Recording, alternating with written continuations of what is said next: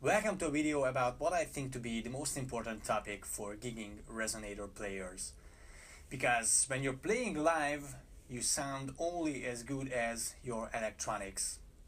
And it almost doesn't really matter how good your guitar is. I think probably we can all agree that microphones are the best sounding, or they are the most authentic in replicating a sound of a resonator or an acoustic guitar, but they are a pain in the ass when you're using them live, because in a show or a gig, noise bleeds into the mics. There could be feedback issues partially due to the noise. Also, what I hate the most about using a mic live is that you're anchored to the chair on the stage like you were on a recital. But it's a live show. I'm coming from a rock background, so I'm used to moving around and throwing the guitar around and all this stuff. And if I'm sitting with an acoustic guitar and I'm anchored with a mic, I cannot do that. Obviously, playing a resonator or acoustic guitar in a live scenario is different than being in a rock band. Still, you need to do something to connect with the audience, to get them moving. So this is mainly the reason for the last year I've been using the National Slimline pickup.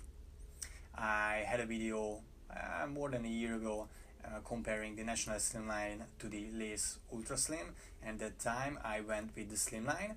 But now that I bought my new National Reso Rocket, it came built in with the Highlander ip-1x or ip-1x, I guess hyphen is the proper term in American.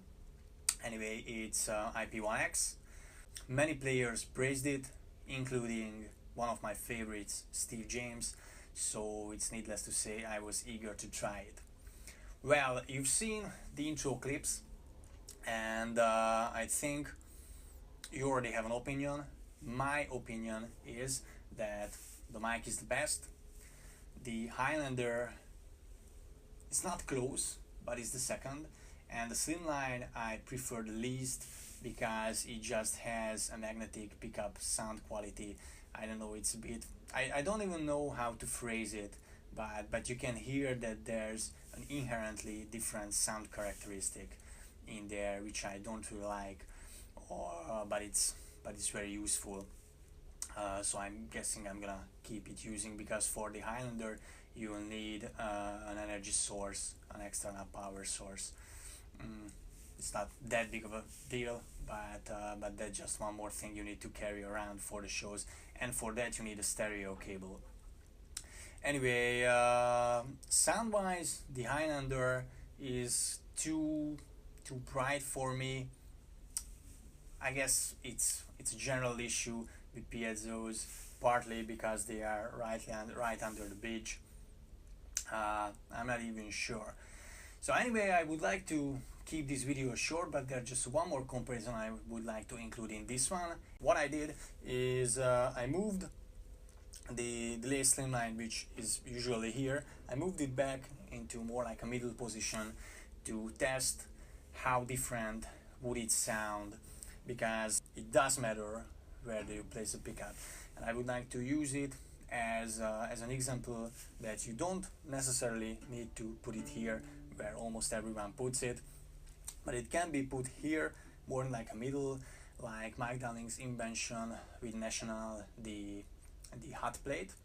They are placing the pickup here, and that's even a single coil pickup. So feel free to experiment with it. Thank you for watching. You